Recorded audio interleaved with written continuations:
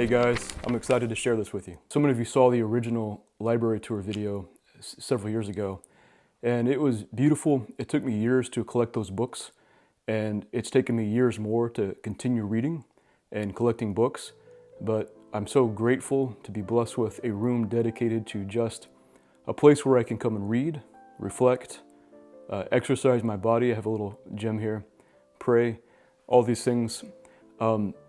If you like to read, but you struggle with difficult books, I want to just tell you, it's anything in life worth having. Anytime we try to better ourselves, whether it's exercising our physical bodies, I think spiritual discipline or discipline of the mind, is going to take effort and work and perseverance, but it's worth it. And just like any physical exercise, over time, we get better at it with practice. So have some patience with yourself if you are just beginning reading difficult books. One thing I found helpful for me is realizing that as modern folks, we come into this human conversation so late. And it just seems like we have a bit of modern arrogance where we think that we have everything figured out, or we thought that until it's become very apparent we don't, right? Society is kind of a mess. But we typically have some bit of arrogance, and we assume that our society is right, past societies were stupid. But really the great human conversation going back to Aristotle and Socrates, the pre-Socratics, through the Roman period, that's sort of where I read all the way back there. And studying the history of ideas, of philosophy, well, it influences everything. Bad ideas in thinking, I think rejection of certain things in the past, even bled into theology and bled out to society and eventually to pop culture. I think we see those things. Mortimer Adler was a gentleman who said that we should read, there's different levels of reading, and we should try to increase our skill level. What he called syntopically was one of the highest forms of reading, and that's not just reading one book in isolation, but being able to discipline yourself to understand the difficult ideas in that book, and then put that idea or that thinker in conversation with other thinkers and hard ideas in your mind. And that for me has changed my life. And I'm not trying to preach at you, but for me, I struggled with whether or not Christianity is true. And not all my books are theology. I've got, books by atheists. I have pop culture books and literature and books on art and science. But really all these things are connected. But I did doubt for years, on and off. It was a back and forth thing for me, whether or not Christianity is true, or whether or not I believed it simply because I was born in a post-Christian, frankly, culture that had a lot of Christians in it. But I think Christianity is true. Christianity is an intellectual framework for making sense of reality. Physicists look for that theory of everything. I think Christianity is a theory of everything. And rejecting that framework was a mistake. There were things that needed reform, certainly, but we threw the baby out with the bathwater, and it's not done us good. But it's more than that. Christianity is a person, a man who actually lived, who was actually crucified. And I know how it sounds, but I think he actually did rise from the grave. That person, those ideas, have radically influenced our culture, frankly, the world. You can't understand the history of Northern Africa without understanding something about Christianity.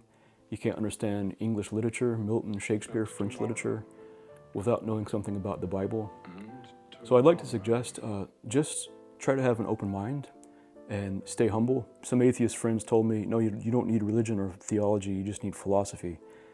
But brother, that just tells me you haven't read very much philosophy or even literature past the last 100 years. So if I can encourage you, read the fun books, but don't shy away from the hard stuff too. Because understanding the current situation, the theological, political climate, you really see that put into context. Today didn't happen in a vacuum when you back up and see really the chain of events, the multiple ideas engaging with each other, playing out in history that led us to today.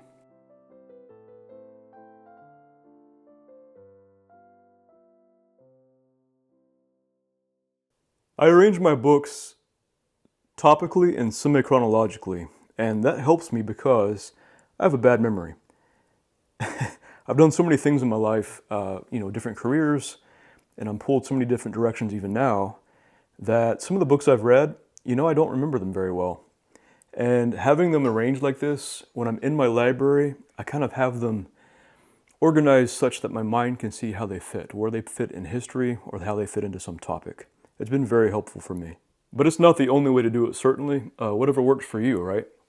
The Aeneid is not exactly ancient Greek. It's a continuation of Homer's, the Iliad, the Odyssey. I love the Iliad. There's various translations you can get. Here's a new one. It's not quite as beautiful and poetic, but it's just very, meat and potatoes. Get right to the grit of the story. Plato's complete works. You need to know something about Plato. This is Mr. Bean. Bean. My daughter made this for me, and I discovered Mr. Bean a few years ago, and I feel like I've wasted so many years not watching Mr. Bean. She says we share the same unibrow. Aristotle, Poetics, Rhetoric, Plato. I would recommend reading Aristotle's Metaphysics. There's Ptolemy, Copernicus, and a collection with Kepler. Here's the Prose Edda. This is basically Viking or Norse mythology. Aristophanes, this is, actually the Apostle Paul in the New Testament quoted ancient Greek thinkers' poetry. Thucydides, I highly recommend knowing something about Thucydides and the Peloponnesian War. That was on the Commandant of the Marine Corps. That was on his recommended reading list. I think he requires officers to read it. Bulfinch's Mythology. I'd read this years back. It's great. It's a Victorian, cleaned up view of ancient myths. Victorians wanted to sanitize things a bit, but they wanted to maintain the stories. They didn't want to destroy them all. So it's a really good, cleaner version. And then a friend introduced me to this, Edith Hamilton. Really good. Just a good resource to have. Coming down here, you got Hesiod. More of the Saga of the Volsungs. This is a great book. There's a newer translation I have of that. He's a YouTuber, but he's an expert on it. Hi, I'm Old Norse Specialist Dr. Jackson Crawford. Marcus Aurelius Meditations. I have a few copies of that. Highly worth a read. I just say balance it out with something like 1 John from the New Testament. Julius Caesar, Conquest of Gaul. Lucretius, Materialist Poet. If you can hear my beagle in the background, I apologize. Sophocles. I'll keep going here. I'm going to get bogged down. I'm going to try not to bore you talking about all these, but I can talk for hours about them. Joseph Campbell, he's sort of analyzing, he's influenced by liberal modernist thought. And I think he tries to reduce the great myths of the world a bit too much to make them fit in together into what he calls the monomyth. But man, there really is something to it. And of course, George Lucas was highly influenced by Joseph Campbell and tried to distill the idea of the hero's journey into Star Wars. This is jumping ahead here, but complete works of Shakespeare, Tolkien. Some people think Tolkien was sort of an old fuddy-duddy who only read medieval things, which he has a great translation of Beowulf. I gave my copy to a gentleman, but I need to get my own. But he still read a lot of modern things. He read Simone de Beauvoir. Anything by Roger Scruton, I hold him in his highest regard. Hamlet is a book that'll just blow your hair back. Eusebius, however reliable he is, man, you can find out something, and Bede, some things about the way Christianity looked, even in England, or the history of the kings of Britain, centuries past. It just didn't look like modern megachurches type, or even really modern fundamentalism. Euclid's, there's Dante. John Donne, great poets, great poetry. The Anglo-Saxon world, again, many of these folks were Christians who lived in the ruins of a greater civilization. Could you imagine that? Living in a place and your life is hard and you're a hard person, but you live amongst just the ruins of buildings that you know that you can't build because that knowledge has been lost. That's what they were like. Just some books about history and some other things. Stark, I don't think he's a Christian. I don't think he's a Catholic, but he's got two books that I've read. God's Battalions, he sort of dispels myths about the Crusades. People often say the Crusades were evil. What about the Crusades? And I would just say, which crusade? I don't mean to be rude or offensive, but the truth of the matter is Muslim conquerors conquered their way into Africa, the Middle East, and Europe. And the way it's portrayed today is that it's the evil Christians beating up on the poor, innocent Muslims. And a lot of Muslims are just really good folks. But historically speaking, they did conquer their way all the way up into Spain and were stopped in France at the Battle of Tours. And the Crusades they didn't exactly happen in a vacuum, let's put it that way. Now, some of the Crusaders did terrible things, but to generalize and just say the Crusades were bad betrays a bit of historical ignorance, especially to think the other side is just the victims here. This is jumping ahead here, but the spirit of the laws, Montesquieu, influenced the founding fathers in that era. But we come down, you start with the ancient Greeks and Romans, come down into the English period, and then into Europe, and then the 1500s, you have the beginnings of the modern world. Thomas Hobbes' Leviathan, modern political theory. And it was a long process for me to see just how much the modern political project, philosophical project, say with Descartes, really began with the Reformation. And that was a hard thing for me to swallow, but it's true. All right. Beginners of modern philosophy, you know, Descartes, but then you have Immanuel Kant, David Hume, the Enlightenment, Voltaire, Leibniz. If you're a person who struggles with belief in God, checking out Leibniz's contingency argument. Some people argue about how the universe began or how old it is, but asking yourself the question why it exists at all, when it certainly didn't have to, is a question that's worth asking, and something Leibniz would ask. Why does anything exist at all? Especially things that are contingent. They don't exist necessarily. I don't exist necessarily. I depend upon other things to have brought me into existence. So why does the universe exist? Democracy in America, Tocqueville, Edmund Burke. Now, of course, Burke had some interesting thoughts, I think, about the revolution in France and how it was a rejection of the French inheritance, and it led to violence. Adam Smith's Wealth of Nations, you know, the Bible of capitalism. This is a time of the division of labor. Of course, Adam Smith had his unseen hand. Market forces would sort of carry the day. But before this, you did have worker guilds and worker protections, and I think, as much as I think we should have a market economy, personally, I think having worker protections, things that we lost with the erosion of the guilds, it may be great to have some of that back. Here's some of the letters of the Founding Fathers, and I could talk at length about that. So much to say here. Well, you can see this sort of progression already. Ancient Greeks, Romans, Aristotle and Plato, this conversation that was brought in about natural law and the good, logic, and then sort of brought into modern philosophy. Well, after the Reformation, you quickly had the Enlightenment. And while you can draw a line between them, the Enlightenment and the Reformation, it's not as hard of a line as I would have thought in the past, and soon comes Nietzsche. I've read quite a bit of Nietzsche and Marx here. And I don't remember everything. I certainly get the concepts and can quickly remember some of the details. I wrestled with that man for a while. If you don't be an atheist, but if you're going to be an atheist, put away Christopher Hitchens, man, and Dawkins and the internet atheist types, man. Read Nietzsche, read Mackey, read Feuerbach. Understand them. I think Nietzsche had a little bit of insight, but he definitely chose the wrong side. Just different books from around the world. Tao Te Ching. I have some respect for Lao Tzu. He was no fool. In fact, the Christian thinker C.S. Lewis sort of refers to some of his ideas of the way in a book he wrote called The Abolition of Man, which is hard to read, but definitely worth your time. I read it a few times, and it is worth every minute you spend trying to understand that. At rock bottom, what type of moral system or view of humanity, or really natural law, frankly, can society have since we're sort of post-Christian in some ways? Well, he refers to the way. natural law. And these are phrases that, Lao Tzu would use. All right, we're going to move up here.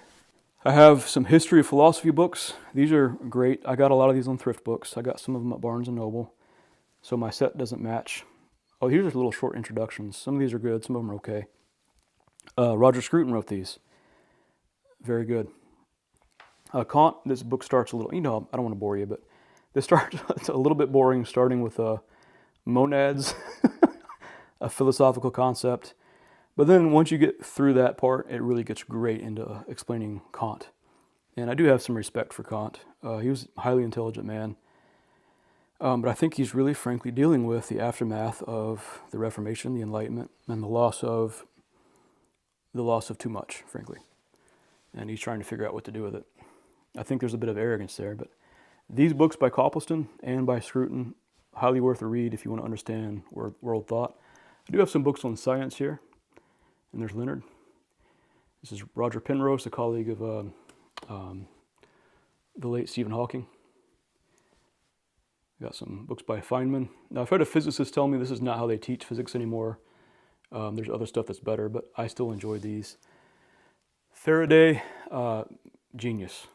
I've read that a couple times. It was very helpful to me. All right, some books on art and science. This is a good one. I haven't read it from page to page, but it's good. All right, coming into, frankly, modernism and postmodernism. Now, people complain sometimes in my videos. They'll say, Roger, there's a difference between the two. Of course there is, but there's definitely overlap. Postmodernism didn't exactly happen in a vacuum. Derrida of Grammatology, speaking of postmodernism. Speech Acts by, he's a pragmatist. Pragmatism being, William James. Joseph Campbell, this is some psychology. Jung, I've not read all these. I have a friend who, I think I got him into Jung, he read more than I did. Random placement there of a really cool book I found at a used bookstore. Coming into atheism, modern atheism, there's some more books on electronics and applied science. I almost got duped by the new atheism. Looking back, I think I had a shallow understanding, I was young, of Christianity. I wasn't well grounded in reasons to believe it, and had been hurt, and I don't want to bore you, but like you, I've had some pain in my life and things I struggled to understand, why God could let some things happen.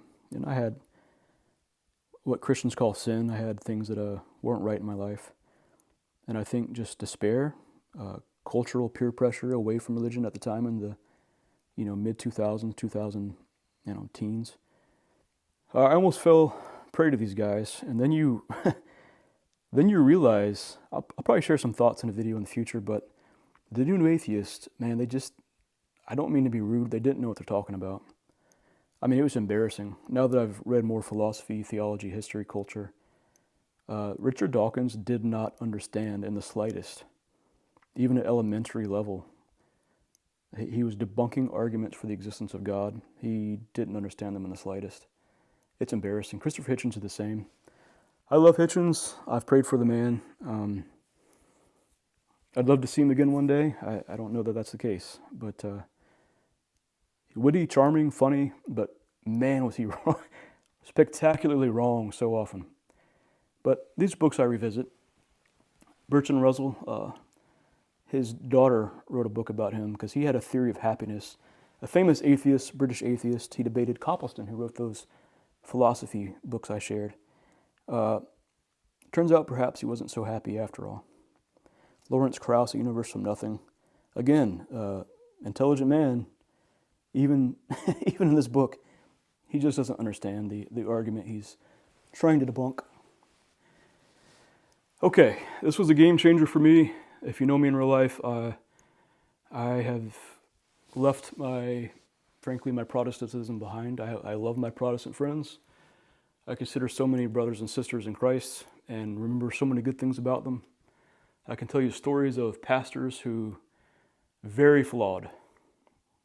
And if you complain to me about them, if you know them personally, I'll just listen to you, frankly. But I also have seen where some of these people who tried to harm them, they will not knowing that anyone knows about it, do their absolute best to help those people and make their lives better, even when it hurts them. And I just won't forget that. I know Baptist pastors like this. I have many Anglican friends.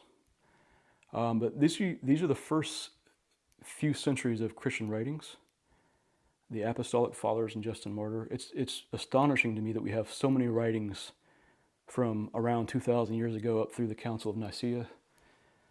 And I don't know, changed my life. Yeah, especially considering Scripture through ancient lens and really all this coming down to the modern world. Yeah, I reluctantly kicking and screaming. I'm not here to preach at you, but yeah, I became a Catholic. Anyways, here's some books on this Christian theology, unintended reformation, stripping of the altars. I've used these as reference. But some things in the Reformation were very understandable, I think. If you know anything about it, there was some decadence, corruption in certain aristocracies in Europe.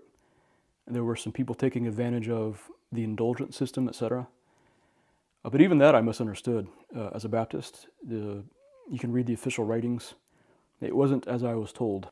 But what we didn't hear as a Protestant was the very dark sides, the violence, the destruction of churches, and the move away from sacred art, which is now seen as idolatry.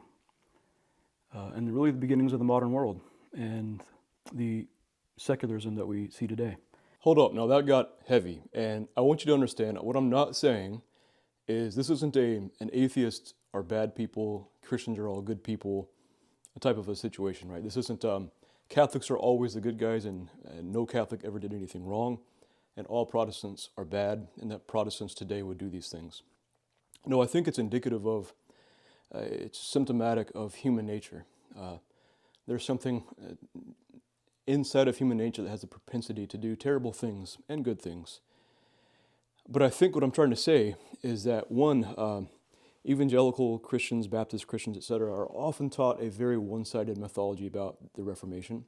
In fact, Fox's Book of Martyr, which talks about the persecution of Protestants by true Christians by those evil Catholics, was basically just propaganda. It wasn't accurate. But also the widespread, unfortunate, tragic violence on the other side that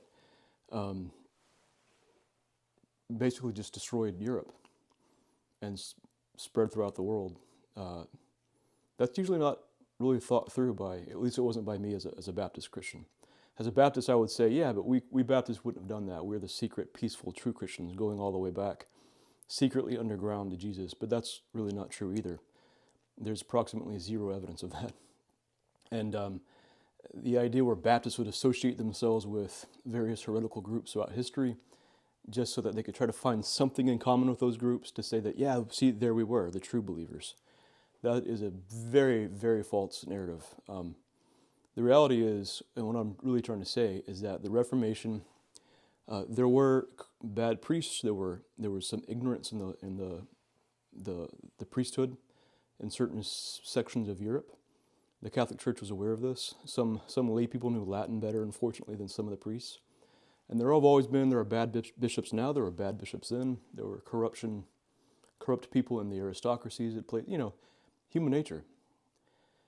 What I'm not saying is that Protestantism has no value, or that atheists or whatever are always bad people. No. But this thing that unified, that's deeply ingrained in the Western psyche, and I'm concerned about Western civilization, but it's really much broader than that. This thing that's ingrained itself, these ideas, this way of life, it's almost like we're born with some sort of an instinct because of the Christian past that we have. And even our language is still shot through with these Christian connotations, right?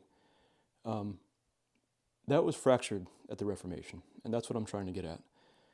To have this narrative that it was just the Catholics trying to keep preachers from getting the scriptures for themselves, it's not a true narrative.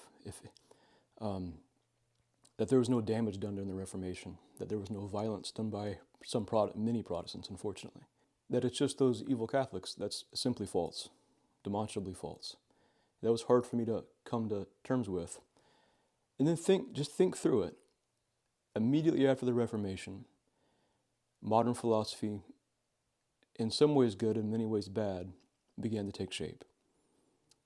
This deep sense of longing for the loss of the Christian past, the loss of meaning, began in and immediately after the Reformation.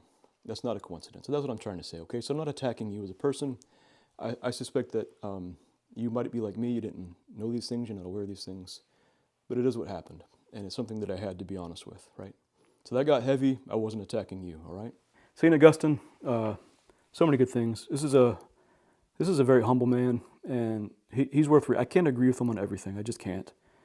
But he's read more church history than I have. I think I can say that safely. And he's always worth listening to, at least. I'll say that. And he's got a book on Melchizedek's and the Last Supper. If you like Christian theology, if you don't, I'm going to get to some other stuff soon. But I spent a lot of time having to wrestle with this stuff. Good book on the Trinity. Yeah, I don't want to bore you. I could just talk for hours.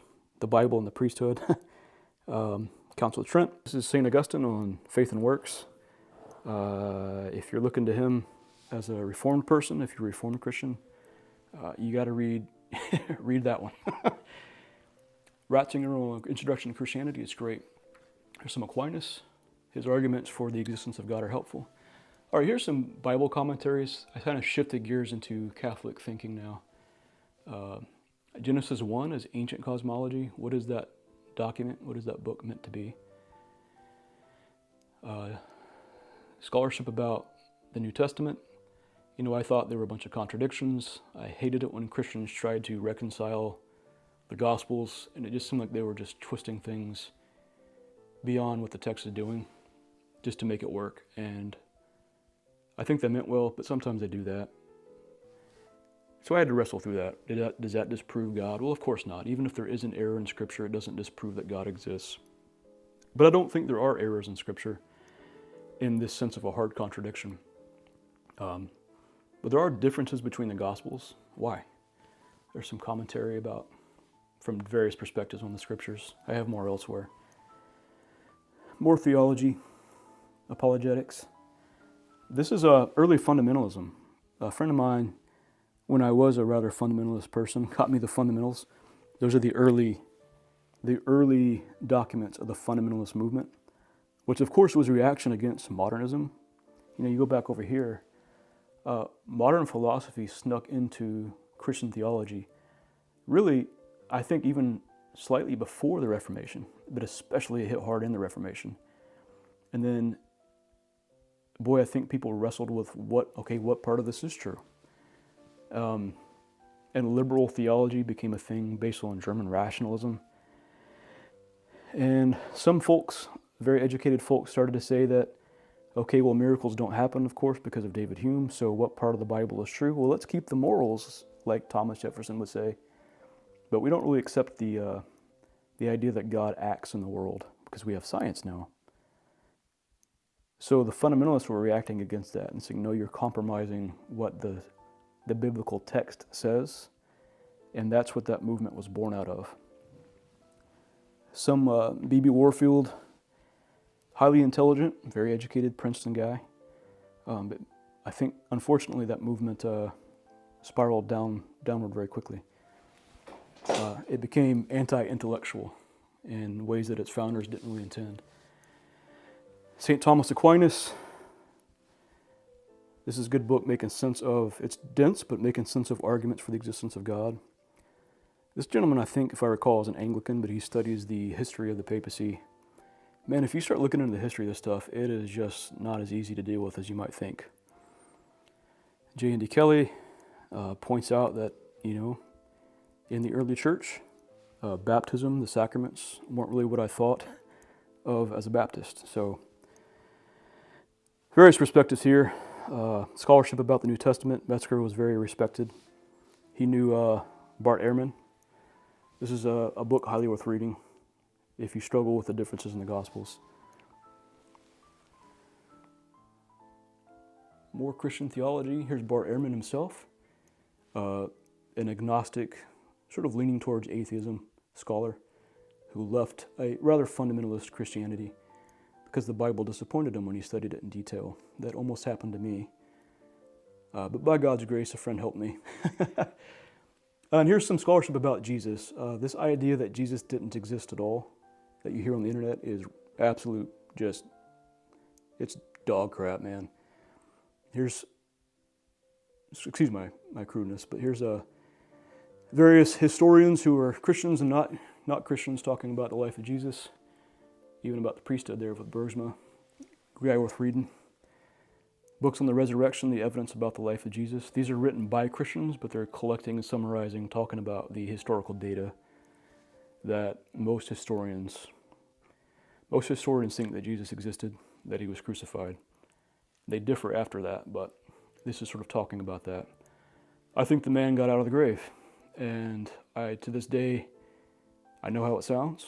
I know it sounds crazy, but if God exists, and if God can act in the world that he created, and if all the other explanations fail, when you look at the fact that Jesus was crucified, he was buried, etc., his followers thought they saw him again, etc., I think God acted in the world in that situation. It changes everything for me. Here's some Pauline scholarship. This is I could just talk for hours. I got to keep going. But the new perspective on Paul, there's essentially the old perspective is what people call basically just the classic Reformation perspective on the book of Romans, Galatians, etc. The new perspective was realizing there are serious shortcomings in the Reformed position, and they're trying to make sense of it. And of course, the classic Reformed guys, R.C. Sproul, Washer, there's a bunch of them. They're adamantly rejecting that. I've read some of their books too. They usually just restate their position. They don't really engage so much. Protestant theology from various perspectives, and liberal theology. Karl Barth, very influential. Man, I could just talk for hours. I got to keep going. Orthodox theology. You know the German rationalism I was telling you about, the modernism that affected theology. Karl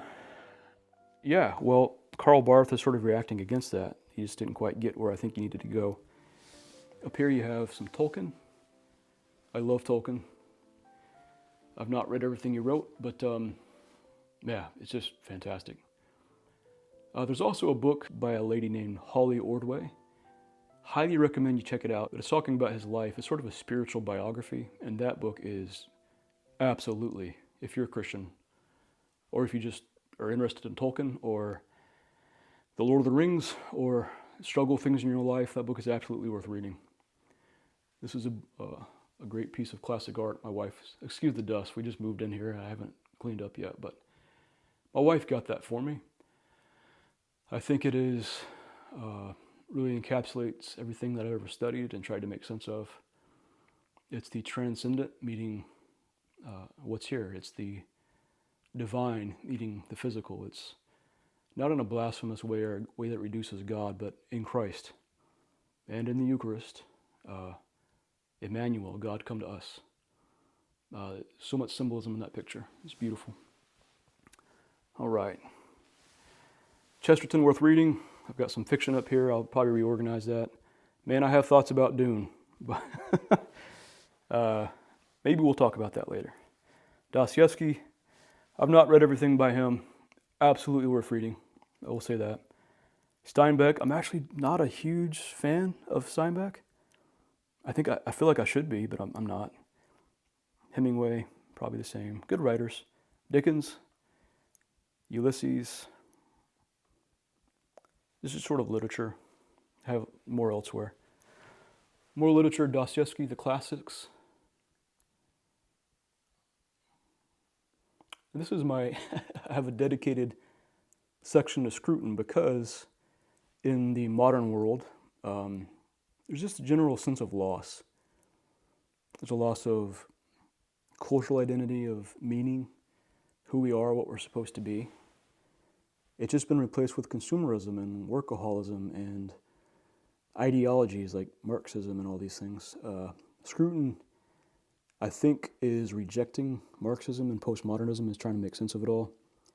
And he went on a journey in his own right. It eventually, I think he struggled with belief in God, but understood that Christianity played a vital role in his own beloved England, and made himself join the Anglican Church and play the organ and help however he could. He wrote a book called Our Church. And I wish he would have become a full believer, but I think he moved in the direction that he eventually saw that he had to move. At first he thought he could replace the loss of the transcendent by the great art of the West. Not even the West, but just the great art of the world. Especially that influenced the Western England that he loved, that he was from, which of course he was concerned with. But by the way, this is a French beyond radical secularism. Even some of the French thinkers are really realizing they just went too far. The Scruton eventually realized that it's what the art was about. Was it true? Why is the world beautiful? Why was the art beautiful? Philip Larkin, Orwell. Some more political thinking, Kissinger, Ayn Rand. If I'm going to be totally honest with you, I can't stand Ayn Rand. I couldn't make it through Atlas Shrugged. Still worth knowing something about. Hayek, books on postmodernism, same-sex marriage. And then I get into more popular level books.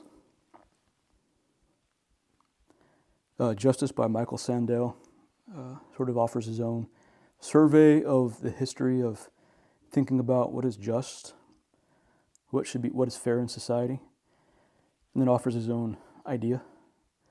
I always say that John Rawls, the natural law thinking.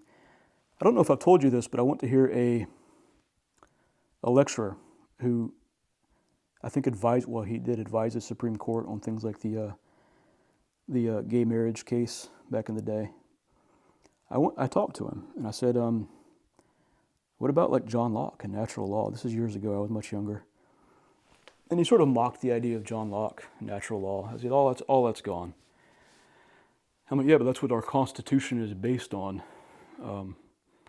All that's gone. So how do you justify, if you're talking about liberty for LGBT people, which I have friends in that community, but how do you justify rights at all if you've cast out the foundation? You have John Rawls. I've read John Rawls. He doesn't work. A lot of my books are still packed up, y'all. I'm sorry, but I just wanted to share this with you. Salman Rushdie, he was attacked even as an old man. The singer Cat Stevens called for his death because of his so-called blasphemy. Salman Rushdie wrote a book about the beginnings of modern India and Pakistan with I think it's called Midnight's Children or something.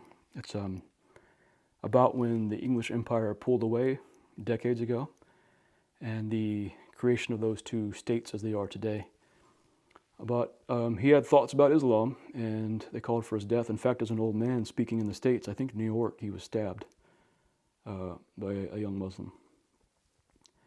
These are just books of people trying to make sense of, what's going to happen in the world. Interesting now, some of these are older. This guy wrote a book called The Next Decade. I'm going back and seeing what he said about Ukraine and such. It's interesting. And this just shows you, I think, how off thinking is now.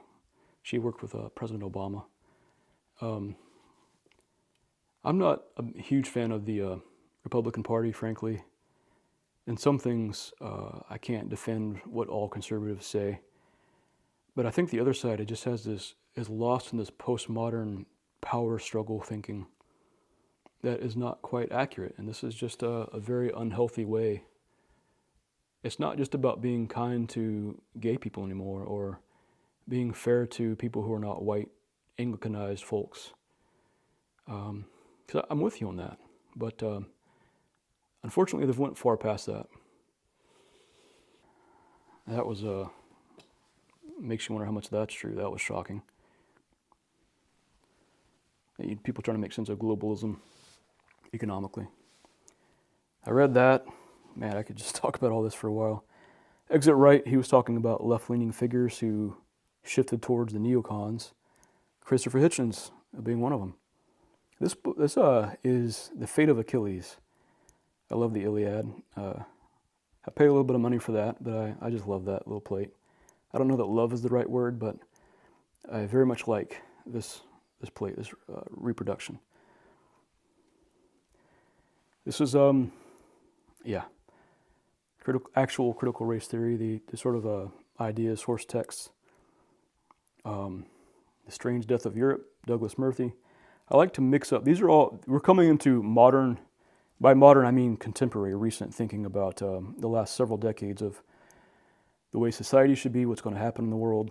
And Douglas Murray, I mix him up with people who think like the 1619 Project, which I think is a false read of history. Not that America is squeaky clean or has never done wrong, or isn't even wrong in some ways now. But I like to just put these voices side by side. I think it's the conversation's a mess. Gore Vidal. I keep these more for just reference and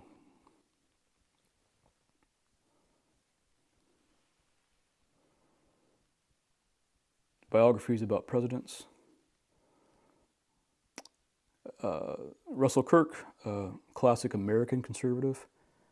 I think he wanted to move the country more towards a non-oligarchic, non-technocratic, old-school aristocracy. Maybe I misunderstand him. But he had some valuable things to say. This is postmodernism and feminism. And I've said before, I don't think feminism is any longer a coherent movement. I think they are torn about the trans issue. I think they're torn about what some, like Camille Paglia, would say, is the demonization of boys. I speak to so many young men my age, but especially younger. They feel lost. They feel beat down by society. They're working 10, 12-hour days, nothing to show for it, trying to be faithful to their girlfriend, fiancés, wives, and raise their children. And they just feel beat down, and it's a discouraging thing. I don't think supporting women should be in competition with what's good for good men, and that's where I think some of the movement has gone wrong. I get some heat for that, but that's what I think.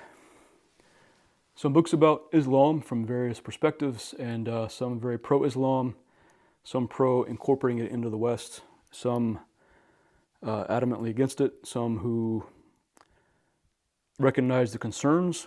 They're concerned. I'm concerned for Muslim people living in some of these Muslim lands. I've seen YouTube videos of people touring Iraq,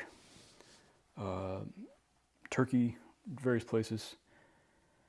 And I just found myself praying for some of these people who are just friendly people because of what I think where some Muslims would take Islam, what they think it would teach, and what they've justified themselves in doing.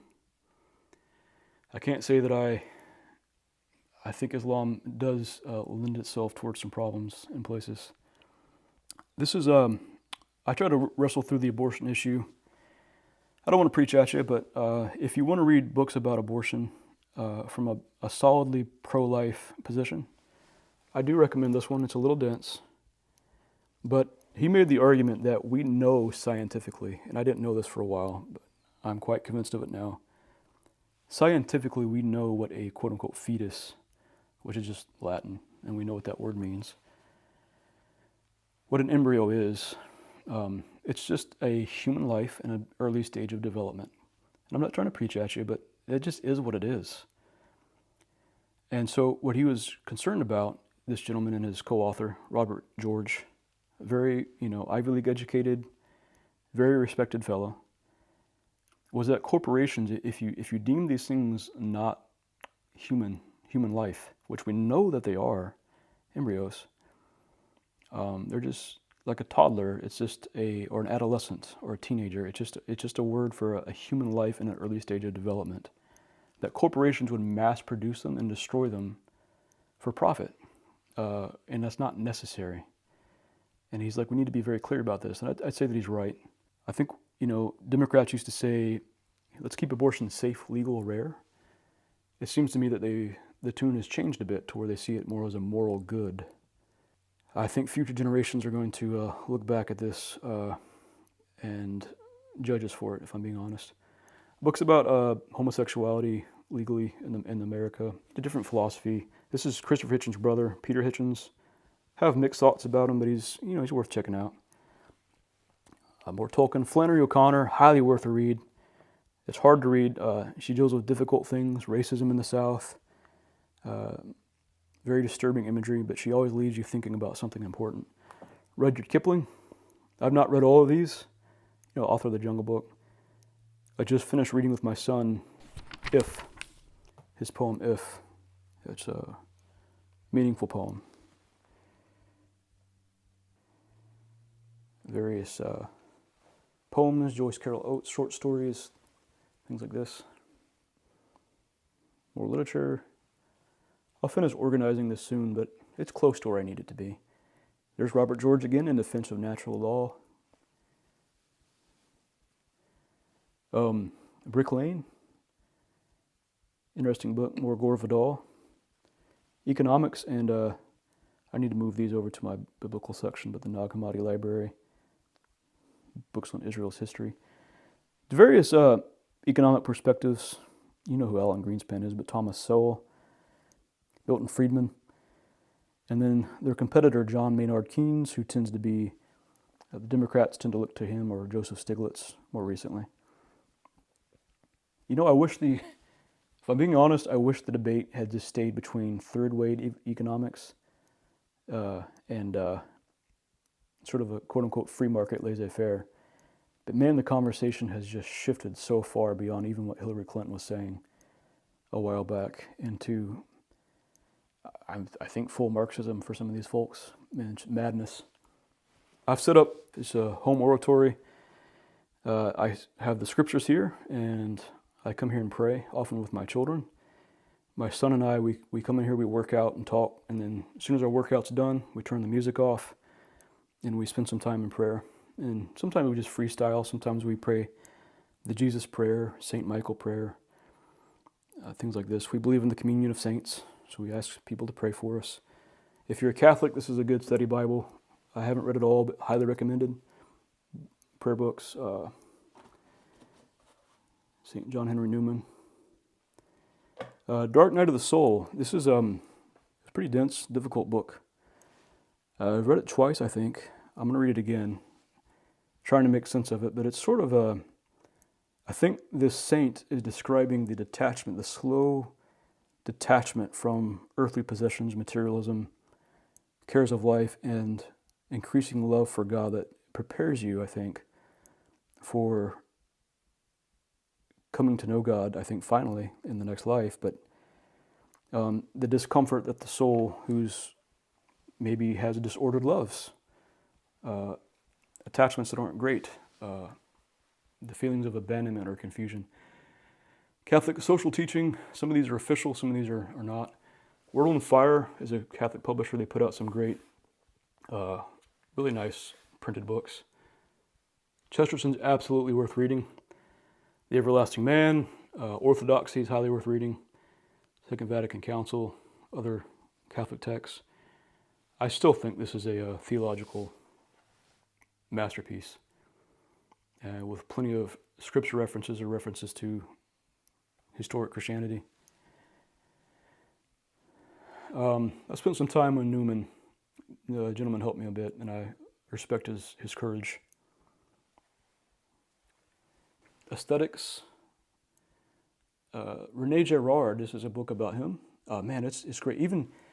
I didn't even realize he was a Catholic. It shows you how much I know, right? Until someone told me, I think on a video. But he even points out that these myths, and that doesn't mean that something is false, but sort of a story that holds gives a society common interest. Just to discard that is problematic for society, to say the least. Interesting man, Rene Girard. Bergsma is worth reading. He's a theologian / scholar. This is an unexpected journal. It's a journal about culture from a Christian perspective.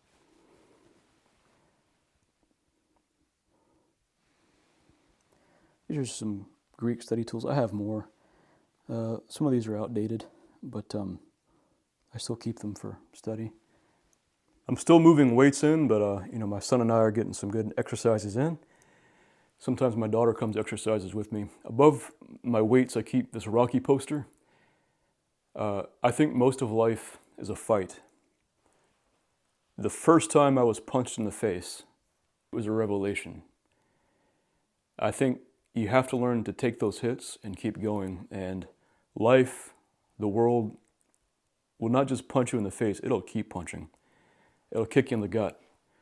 And you have to learn to get back up, to take those punches, to punch back, to do what you need to do. And for me, the hard part was learning to be tough and strong, but also staying kind. It's easy to be strong. It's not easy to be strong and stay kind. People are kind when they're afraid of other people, what those people might say or do to them. But it's a totally different thing when you're not afraid of other people and you're kind anyway.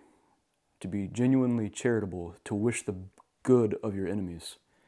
People who will take advantage of you, stab you in the back, slander you, say things that are not true about you. I'm convinced that spiritual warfare is a real thing. I have lost a lot of friends. They've given into their demons. I'm not quite sure that's a metaphor at this point. I think it's the materialistic view of the world is false and that there are spiritual realities that want to destroy you. So to learn to fight that fight for your kids, for your spouse, for yourself, for your Lord, if you're a Christian, by the grace of God, is a fight worth fighting. So fight the good fight. Get back up, take those punches. And I think submit to the grace of God to give you, that's what I found helpful, to help me get through those fights. And when I stumble, and I do, and I have, to get back up. So I keep this poster of Rocky to kind of remind me of those things, to symbolize those things. I think Rocky 2 is the best. Man, I got the fun stuff over here. Here's C.S. Lewis. Got a big Lewis section. My son just finished reading Narnia. Mr. Rogers, I do have respect for that man. Just some various fiction books. I don't have all the Potters in here. I gotta find them. We're still unpacking. Brandon Sanderson, I think he's one of the better modern writers. I liked the first Mistborn quite a bit. I haven't made it through that one yet. I don't know if I trust him with that big of a book. It seems like he starts his stories off very strong and then he sort of meanders a bit. Just trying to understand modern fiction, contemporary fiction. Here are some of my comic books. I love Superman. I don't know that love is the right word, but I really like Superman.